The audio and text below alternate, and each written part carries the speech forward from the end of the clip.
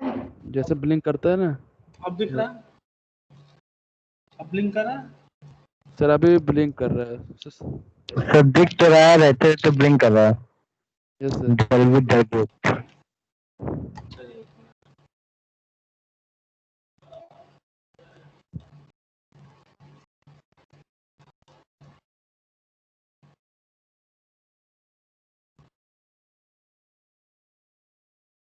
अब ब्लिंक कर रहा है? हाँ सर सही हो गया। आप सही हो। तो कोई एक हमने क्या लिया, कनेक्शन लिया हुआ है जो कि बट कनेक्ट, कौन सा कनेक्शन है? Double cover butt joint. Double cover, दोनों तरफ कवर प्लेट लगे हुए हैं और बट जॉइंट दोनों पहले लगे हुए हैं। और यहाँ पे बोल्टिंग हुई है इस तरीके से, आपके बोल्ट लगे हुए हैं। 4 बोल्ट सामने हमको साइड से दिख रहा है, हम साइड से देख पा रहे हैं तो ऐसे दिख रहा है। तो इसका अगर हम टॉप व्यू बनाएं तो हमको कुछ इस तरीके का दिखेगा कि 4 बोल्ट कैसे लगे हुए हैं, इधर वाले दिख रहे हैं 1 2 3 4। इसके पीछे और भी हो सकते हैं, अगर है तो ठीक है, नहीं हो तो ऐसे हमको हमने जब टॉप व्यू देखा तो इस तरीके से 4 इधर वाले दिख रहे थे हमको, इस साइड वाले, ठीक, इस साइड वाले चारों दिख रहे हैं, इधर वाले नहीं दिख रहे हैं। तो इसमें हमने पढ़ा था पिच क्या होता है, गेज का ध्यान देना है। हमने बता दिया कि फोर्स इस डायरेक्शन में लग रहा है, तो फोर्स की डायरेक्शन में जो होगा क्या होगा, पिच होगा। पिच की डायरेक्शन में ही आपकी क्या होगी, इन डिस्टेंस होगी। पिच हमने पढ़ा था कि पिच क्या है, 2 बोल्ट के बीच की मिनिमम डिस्टेंस, 2 कंजिक्यूटिव बोल्ट के बीच की। तो ये दोनों बोल्ट के बीच की मिनिमम डिस्टेंस होगी कंजिक्यूटिव बोल्ट की, इसको बोलते हैं पिच, ठीक। और गेज क्या होता है, 2 बोल्ट की consecutive distance measured along width, ये आपका क्या हो गया, गेज। इसी तरीके से हम लोगों ने पढ़ा था एज और एंड। ध्यान देना, एज क्या है कि बोल्ट के सेंटर से लेके किनारे एज के बीच की दूरी, ठीक, बोल्ट के सेंटर से लेके एज के बीच की दूरी in the direction of gauge या विड्थ कॉल्ड। जैसे अगर हम बात करें इस दूरी की, ये दूरी क्या है, ये आपका बोल्ट का सेंटर, इससे लेके किनारे की एज की दूरी, इसको क्या बोलेंगे, एज डिस्टेंस।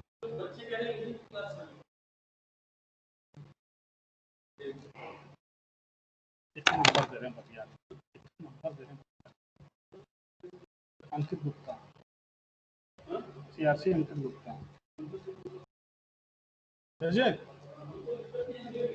नहीं उनसे पूछो सर, अपने टाइम सर रुकिए, हम बतिया।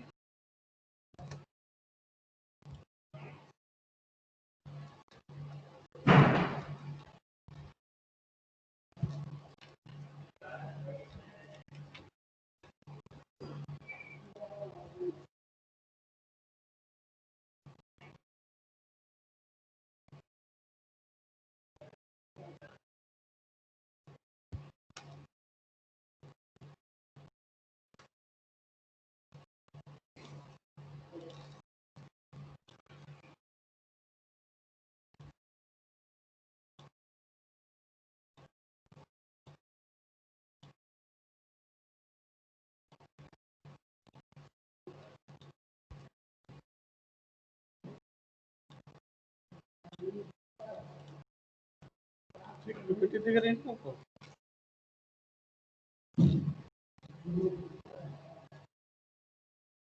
दिख रही है ना? यस सर दिख रहा है। ठीक है, तो एज डिस्टेंस क्या होता है,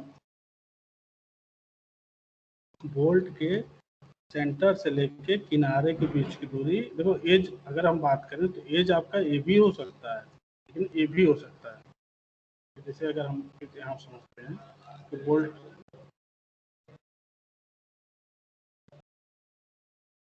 मतलब आपने बोला था प्रशांत से चेंज करने के लिए, ठीक। अगर बात करो कि ये भी एज है इसके लिए, ये भी एज है इसके लिए, तो कौन सी वाली लोगे, तो ध्यान देना एज डिस्टेंस जो होगी ए वाली होगी, ना कि ए वाली। ए वाली नहीं है, कौन सी है, ए वाली। क्यों? क्योंकि विड्थ के अलॉन्ग जो डिस्टेंस आएगी गेज की डायरेक्शन में, उसको बोलते हैं एज डिस्टेंस। ध्यान देना, विड्थ के अलॉन्ग।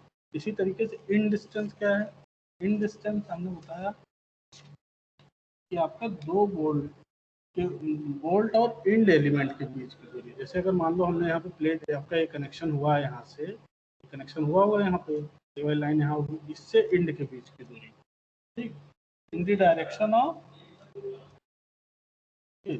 तो ये आपकी क्या हो जाएगी। जैसे अगर हम बात करें यहाँ पे अगर कनेक्शन ज्वाइंट हुआ तो ये क्या हो गया, ये दूरी,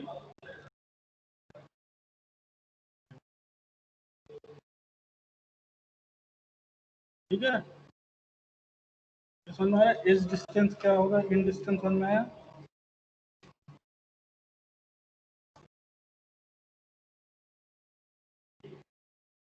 एज डिस्टेंस और इन डिस्टेंस क्लियर है। Yes sir. पीपीटी में दिखने में तो प्रॉब्लम नहीं हो रही है जब हम दिखा रहे हैं ओ सर सही हो गया। तो अब बात करते हैं एज डिस्टेंस और इन डिस्टेंस की। तो ये समझ में आ गया आप लोग को एज होता क्या है, इन डिस्टेंस होता क्या है, ठीक। अब अगर हमको कैलकुलेशन करना हो तो कितना होना चाहिए, ठीक। यहाँ पे देखिए, पढ़िए, जो क्लॉज कौन सा है, 10.2.4.1 classify specify the compute the edge distance in various case, ठीक। अब देखो हम बता दे रहे हैं आप लोग को कि अगर आपको कैलकुलेट करना पड़े एज डिस्टेंस कितना होता है, तो एज डिस्टेंस को हम लोग इक्वल टू 1.7 DH और 1.5 DH दोनों से निकाल सकते हैं। 1.7 किसके लिए, और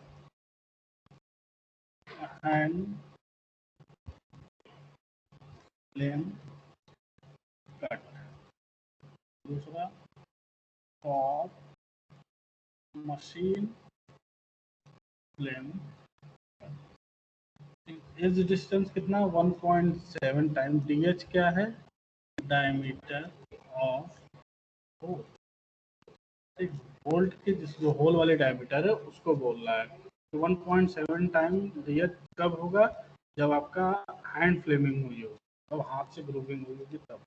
अगर मशीन से ड्रिलिंग हुई है, कटिंग हुई है, तो 1. यानी ये आपकी सॉफ्ट वेल्ड है, सॉफ्ट कनेक्शन जब सॉफ्ट पे होता है, ये आपकी फील्ड पे ऑन साइट ऑफ साइट में भी ये चीज़ें याद रखें। तो ऑन साइट के केस में कितना होगा, 1.7 DH, ऑफ साइट के केस में कितना होगा, 1.5 DH, ठीक।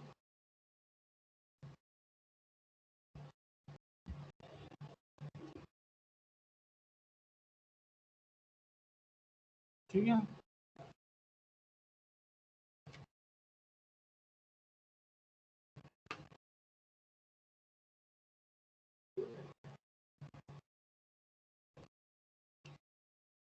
यहाँ तक क्लियर है सबको। Yes sir. आगे चलें। अब आगे एक चीज ध्यान रखना है, diameter of bolt, diameter of bolt, ठीक।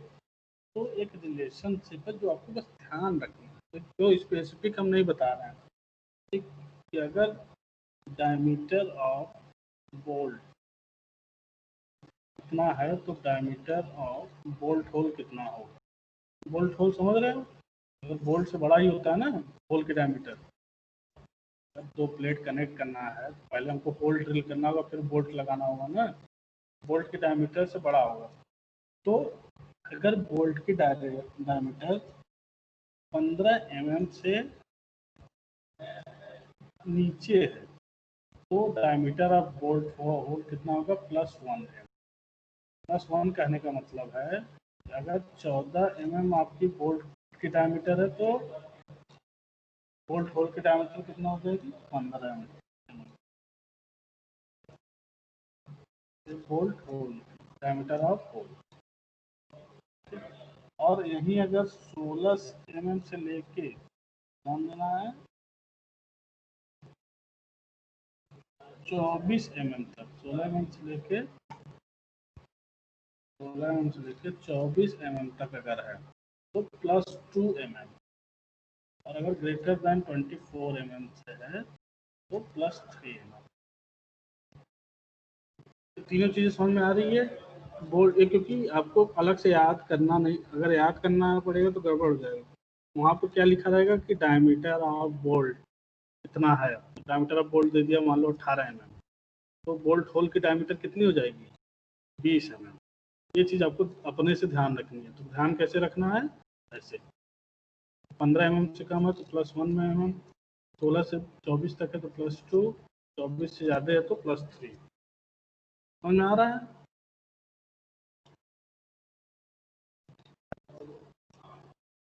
Yes sir.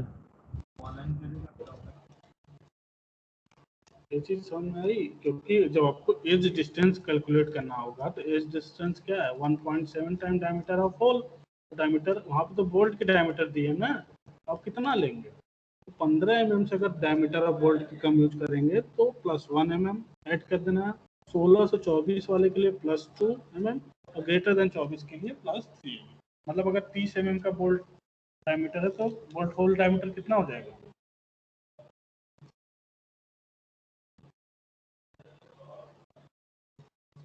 बताइए।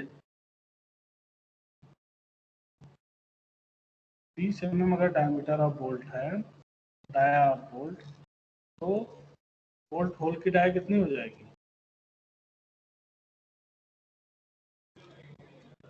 सर 33 हो जाएगा, हाँ 33। 33 mm। तो ये चीज क्वेश्चन में दिया नहीं होगा, ये आपको पता होना चाहिए, ठीक, ताकि आप एज डिस्टेंस और जो भी चीजें वो निकाल पाए। ठीक है, आगे चलें।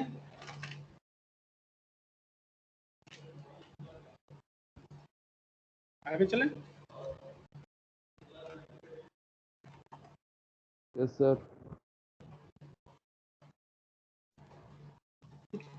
नेक्स्ट है आपका शेयरिंग स्ट्रेंथ। यहाँ से आपका न्यूमेरिकल शुरू हो रहा है। अभी तक आप लोगों ने हेल्पिंग वाली चीजें पढ़ी कि आपको ये चीज जाननी पड़ेगी। शेयरिंग स्ट्रेंथ ऑफ बोल्ट, तो नॉमिनल शेयर, यहाँ से न्यूमेरिकल शुरू हो रहा है। Strength of bolt given as, कैसे दिया जाता है? नॉमिनल वी, शियर स्ट्रेंथ को वी से डिनोट कर रहा है। N nominal shear strength shears of bolt, p n s b is equal to f you b divided by √3 n n a n b plus n s a s b, where VNSB is called nominal shear strength of bolt. FUB is ultimate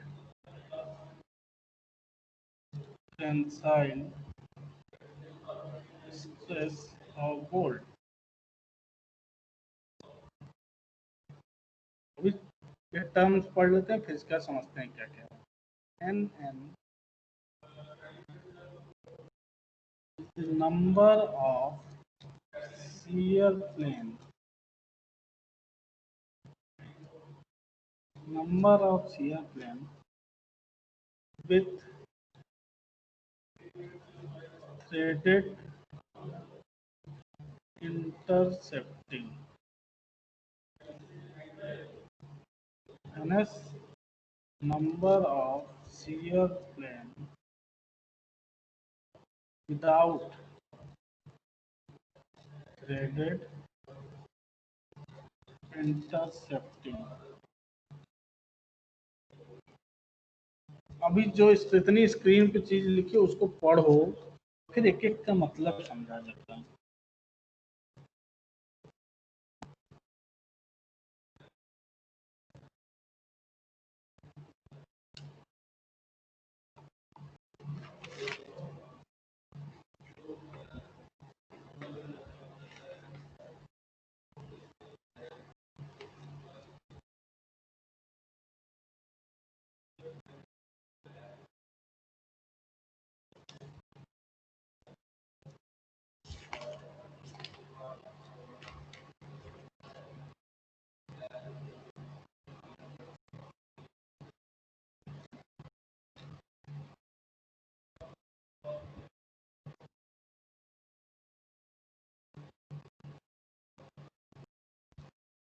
समझ में आ रहा है?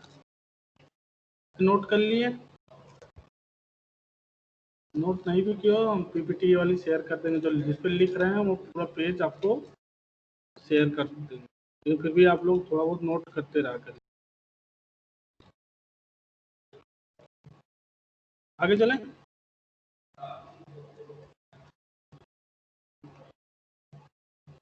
पहला समझते हैं कि अब nominal shear strength of bolt क्या है, वीएनएसबी। तो वीएनएसबी क्या है? रेजिस्टेंस ऑफ बोल्ट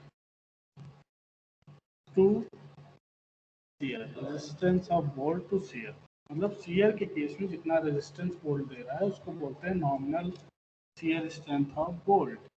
दूसरा है चीज एफयूबी, उसको हमने बताया ultimate tensile strength of bolt. अब कोई बोल्ट है जिसकी ग्रेड दिया होगा कि ये बोल्ट है जिसकी ग्रेड 4.6 है, तो इसका अल्टीमेट टेंसाइल स्ट्रेंथ कितना होता है? मैंने बताया था क्लास में, बताइए कितना होता है? अल्टीमेट टेंसाइल स्ट्रेंथ 4.7 वाले कितना, 4.6 वाले कितना होगा?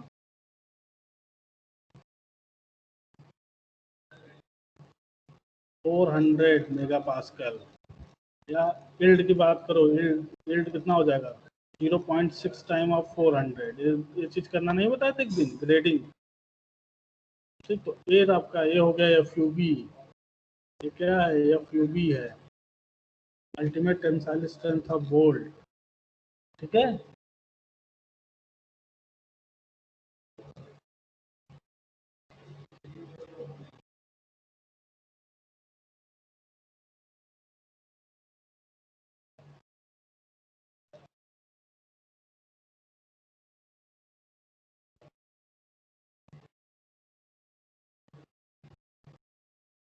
ठीक। अब दूसरा है एनएन।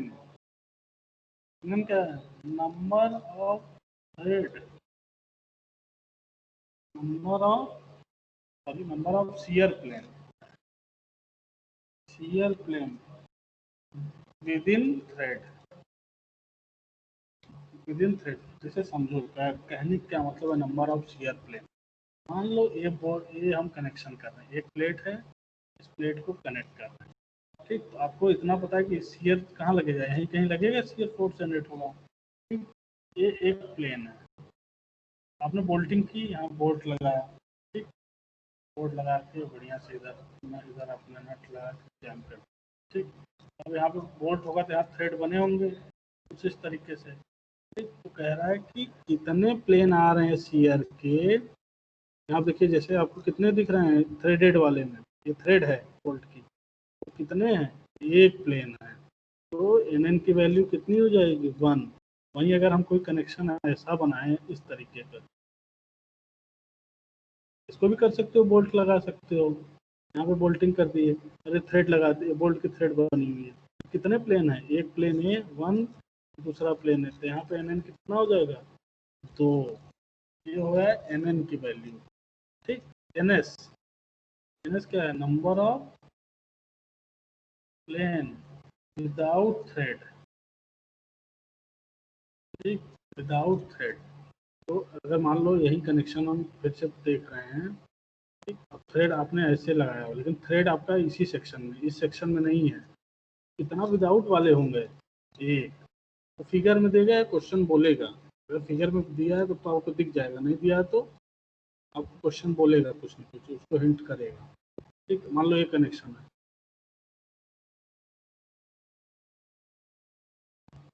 इस तरीके का कनेक्शन है, ये बोल्टिंग आपने की, यहाँ पे थ्रेड यहाँ तक है, तो एक आपका एन एन हो गया, यहाँ क्या हो गया? एन एस हो गया। ये चीज़ समझ में आई कि नहीं? अगर नहीं आए तो अभी कंफ्यूजन दूर करो, पूछो।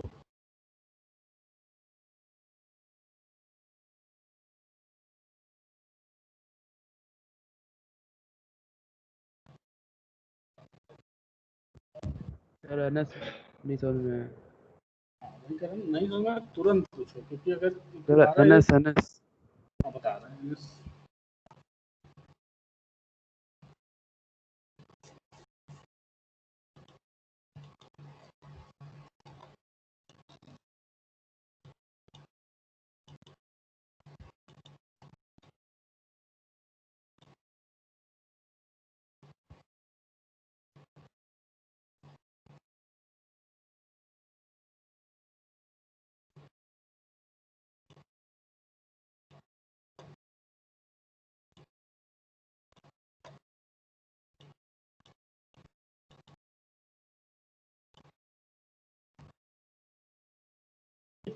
तो समझते हैं NS को और फिर से एक बार NN को। NS क्या है, NN क्या है? Number of shear plane with 3 thread, जितने में थ्रेड हो। NS क्या है? Number of shear plane without thread. जैसे कि अगर हम एक कनेक्शन कर रहे हैं इस तरीके का, ध्यान समझिए, और यहाँ पे हमने एक बोल्ट लगाया, ठीक। तो शियर प्लेन पहले समझो कि ये आपका ये क्या है, इसे यही शियर यही जनरेट होगा ना, ये शियर प्लेन है, ठीक। अब NS है कि NN ये काउंट करते हैं। तो बोल्ट में क्या होगा, थ्रेड होगा ना, तभी तो नॉट आप लगाए होंगे। अगर थ्रेड वाले के बीच में शियर प्लेन पड़ रहा है तो क्या हो जाएगा, NN कितना हो गया, 1, ठीक। अगर यही 2 का केस ले लो, मतलब अगर हम ऐसे कनेक्शन कर रहे हैं, एक हमने कवर प्लेट लगा दिया, ठीक, इस तरीके से यहाँ पे हमने बोल्टिंग कर दी, ठीक। अब प्लेन कितने हैं, एक प्लेन ये है, एक प्लेन ये है, ठीक। तो NN कितना हो गया, 2। ये कब है, जब ये थ्रेड आ रहा है, थ्रेड के बीच में, ठीक। अब यही कनेक्शन अब हम इस तरीके का बना रहे हैं, ये हमने कनेक्शन किया, एक बोल्ट लगाया, ठीक, बोल्ट से कनेक्शन कर रहे हैं, और ये बोल्ट में थ्रेड जो है, थ्रेड समझ रहे हैं ना, जो इस बोल्ट में थ्रेड बना हुआ है ऐसे ऐसे, ये यहीं तक है, इस प्लेन तक आया ही नहीं, मतलब इस प्लेन में आया ही नहीं। तो NS क्या है, number of shear plane without thread. तो ये विदाउट NN कितना हो गया इस केस में, 0, क्योंकि थ्रेड वाला तो एक भी नहीं है। NS कितना हो गया, 1। सुन रहा है, NS क्या है, NN कितना है, यस सर। ठीक। ये देखो अभी ये फिगर से बता रहे हैं हम, क्वेश्चन के केस में आपको कुछ अलग तरीके से बताया गया होगा, कैसे बताएगा अभी क्वेश्चन के समय वो भी हम डिस्कस करेंगे, ठीक। आगे चलें। अब आ रहा है, तो फॉर्मूला क्या था, VNSB, design nominal shear strength of bolt is equal to FUB upon √3 NNANB plus NSASB, ठीक। यार आपको हमने ये बता दिया अल्टीमेट स्ट्रेंथ ऑफ बोल्ट कैसे निकालेंगे, पता बोल्ट की ग्रेड दी रहेगी, NN पता हो गया, NS पता हो गया, ANB और ASB। What is ANB? ANB क्या है आपका, ANB क्या है, net tensile stress area of bolt या oblique net area of bolt. ASB क्या है, ASB क्या है, nominal shank area of bolt.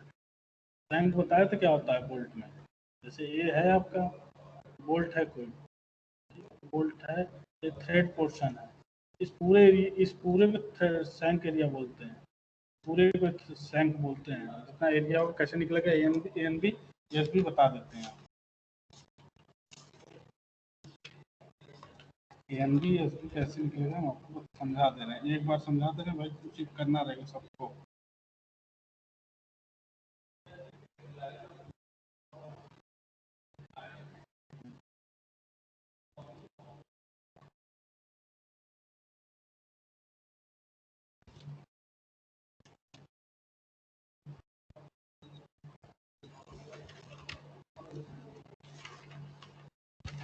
ANB क्या है आपका, net tensile area of bolt है, नेट एरिया ऑफ बोल्ट। दूसरा है nominal shank area of bolt, ठीक है। दोनों समझते हैं क्या है सैंक एरिया और, ठीक। जैसे हम बात करें, आपका एक बोल्ट है, हम एग्जांपल लेते हैं, bolt of grade 4.6 having diameter 12 mm। अब इसका बताइए हमको कि ग्रेड FUB कितना हो जाएगा, क्योंकि आपका 400 मेगा पास्कल, सीधा सीधा 4 है तो सीधा 400 डायमीटर ऑफ बोल्ट, इससे एरिया निकालिए। एरिया कैसे निकलेगा? 5/4 स्क्वायर। कितना आ जाएगा, निकालिए। 5/4 इंटू 12 स्क्वायर।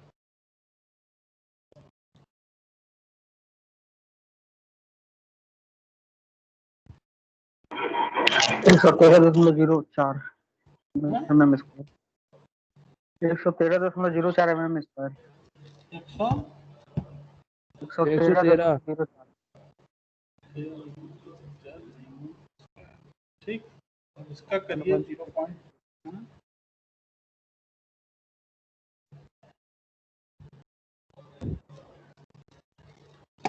मालिक निकाले हो ना?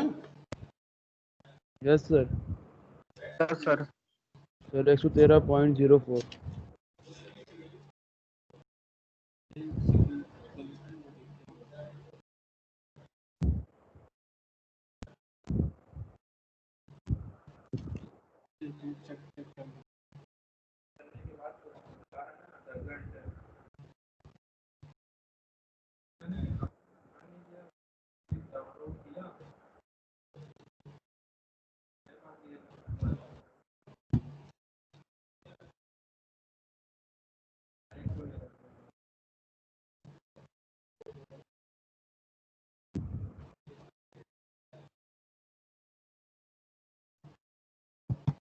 ठीक है, तो अगर हम नेट एरिया की बात करते हैं, ये आपकी क्या होगी? देखो ध्यान से देखना, ये क्या है?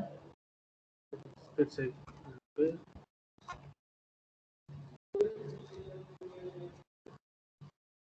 ठीक, ये मान लो, देखो बोल्ट, ये आपकी बोल्ट है जिसकी डायमीटर कितनी है? 12 mm। ठीक, सैंक पोर्शन हमने बताया क्या है, ये आपका क्या है? सैंक। इस पूरे को क्या बोलते हैं? सैंक बोलते हैं, इसको हेड बोलते हैं, एक दिन बताया था शुरुआत में। ठीक, तो आपने निकाला इसका एरिया। एरिया ने कैसे निकाला? 5/4 d स्क्वायर। ठीक, क्या आ गया आपका? कितना आया? 113.04 mm स्क्वायर। ये क्या है? ये है आपका nominal shank area of bolt, यानी ASB। जो आपने निकाला वो ASB है। ANB कैसे निकलेगा? ANB is equal to 0.78 times of 0.78 times of ASB या नेट सैंक एरिया, यानी 0.78 मल्टीप्लाइड बाय 113। इस तरीके से आप ANB निकालेंगे। क्लियर है? पहले ASB पूरा सैंक एरिया, फिर 0.78 टाइम्स ऑफ दिस। क्लियर है? ANB कैसे निकलेगा?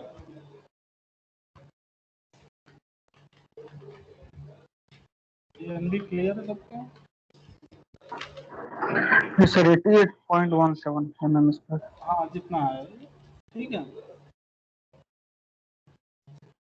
जी, एक तो सिंपल 0.7 कर देना, वो भी सही है। 0.7 टाइम्स ऑफ ये भी लगा सकते हैं, 0.78 करेक्ट।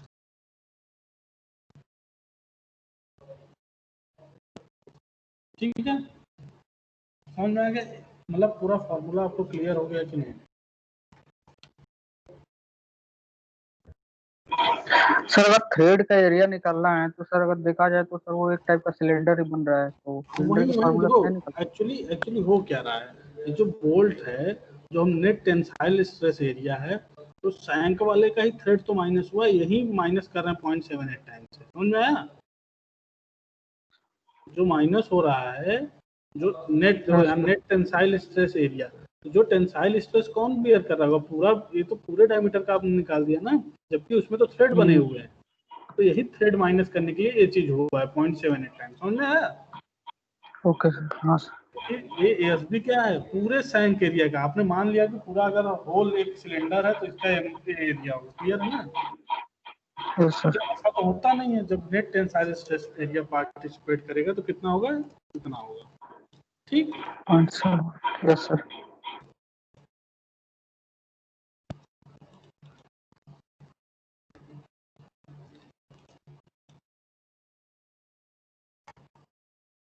ठीक है, तो हमने फॉर्मूला पढ़ा, nominal shear strength of bolt equal to FUB by NN ANB plus NS ASB। Clear. और ये क्या है, ये आपका नॉमिनल शियर स्ट्रेंथ है, ना कि डिजाइन शियर स्ट्रेंथ। तो डिजाइन शियर स्ट्रेंथ कितना होगा, अगला क्वेश्चन। तो design shear strength VDSB, VDSB क्या है, design shear strength of bolt is given as BNSB divided by gamma MB, where NSB क्या है, nominal shear strength, gamma MB क्या है, पार्शियल सेफ्टी फैक्टर। और मटेरियल ऑफ बोल्ट, यानी जिस material का आपका बोल्ट बना है उसका, इसको कितना लेते हैं, लेते हैं 1.25। क्लियर है। यानी VDSB is equal to FUB divide √3 gamma MB into NNANB plus NSASB. This is the design strength formula of design shear strength formula of bolt. Clear है सबको। सर गामा एमबी की वैल्यू हमेशा sir 1.25 पे लेंगे, अलग अलग लेंगे। हाँ, गामा एनबी की वैल्यू 1.25 हमेशा लेंगे। ठीक, ठीक है, जब तक क्वेश्चन अलग से न कहे कि गामा एमबी इतना लेना है। Okay sir. ओके, अब आगे चलते हैं, क्वेश्चन देखते हैं। क्वेश्चन है, जो कैसे आता है question, calculate design shear strength. जो क्वेश्चन में अगर स्ट्रेंथ बस पूछेगा तो आपको शियर भी निकालना पड़ेगा, बियरिंग भी निकालनी पड़ेगी, सब निकालना पड़ेगा। लेकिन अगर बस शियर पूछ रहा है तब क्या करेंगे, design shear strength of 20 mm dia bolt of grade 4.6। ठीक, आगे लिखा हुआ है the main plate, the main plates to be jointed are 12 mm thick in lap joint। ठीक, तो क्वेश्चन क्या कह रहा है कि डिजाइन स्ट्रेंथ निकालना है किसके लिए, जहां पे दो मेन प्लेट कनेक्ट हो रहे हैं 12 mm के। कहने का मतलब है 12 mm के दो प्लेट कनेक्ट हो रहे हैं, कैसे, लैप जॉइंट में, लैप में। ठीक, किसकी हेल्प से, बोल्ट की हेल्प से, बोल्ट की हेल्प से कनेक्ट हो रहे हैं। कौन सी बोल्ट, 20 mm डायमीटर की, ग्रेड 4.6 की, जिसकी डिजाइन स्ट्रेंथ निकालनी है। ठीक, तो पहला काम क्या करेंगे, VNSB। ठीक, नॉमिनल निकालेंगे। नॉमिनल का फॉर्मूला क्या है, FUB/√3 NNANB प्लस NSASB, ये फॉर्मूला है। अब क्या क्या गिवन है, 4.6 के कारण FUB कितना हो जाएगा, 400 मेगापास्कल। ठीक, अब और क्या चीज गिवन है, और गिवन है आपकी, बस दिया है बोल्ट।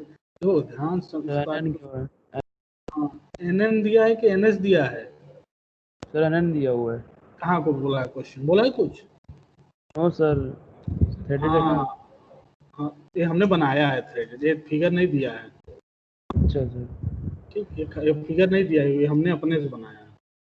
ठीक, देखो अब यही चीज समझनी, अगर क्वेश्चन कुछ नहीं बोल रहा है तो हम मान लेंगे कि थ्रेडेड ही है, समझे। क्वेश्चन अगर कुछ नहीं बोला है कि थ्रेड कहाँ है, नहीं है, तो हम मान लेंगे।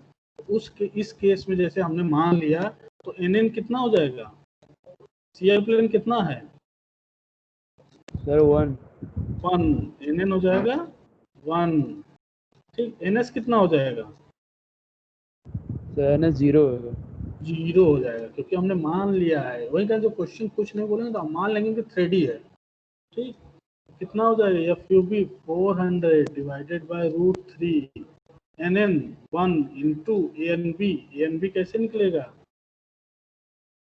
0.78 टाइम्स ऑफ π/4 डी स्क्वायर, तो 0.78 इंटू π/4 डी स्क्वायर, डी की वैल्यू 20 mm, कितना आ जाएगा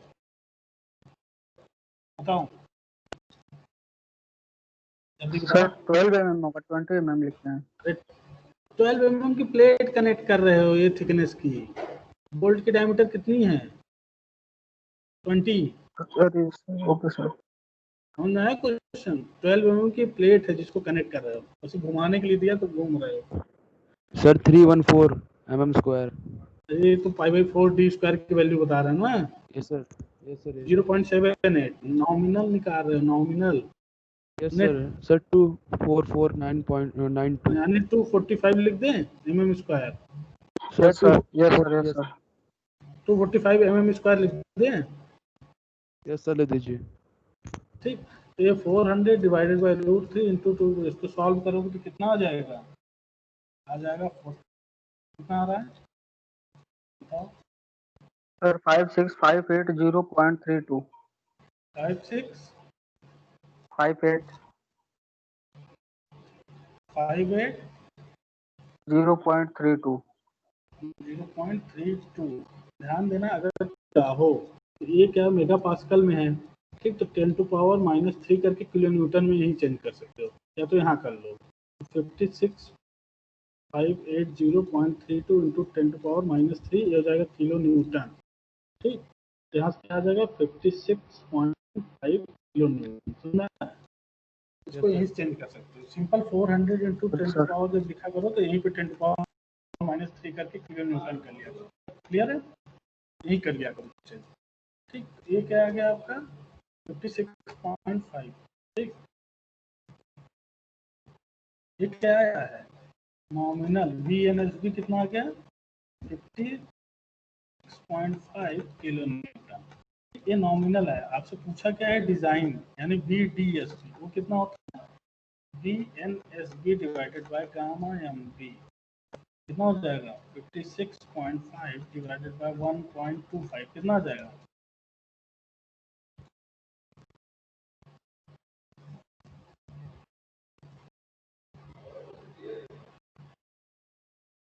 आएगा sir 45.2। This is the design shear strength of, clear है, यस समझ में आया सबको? सर। Yes sir. कैसे करना है जब समझ में आ रहा है ना? Yes sir. तो आज के लिए हम लोग यहीं पे बंद करते हैं। ठीक, तो नेक्स्ट देखो, इसमें 3 टेंसाइल स्ट्रेंथ निकालनी होती है, शियर स्ट्रेंथ निकालनी होती है और बियरिंग स्ट्रेंथ। तो तीनों के हिसाब से हम लोग नेट स्ट्रेंथ बताते हैं। अभी आगे, अभी एक हमने पढ़ा डिजाइन, शियर स्ट्रेंथ, 2 बच्चे हो गए। ठीक है।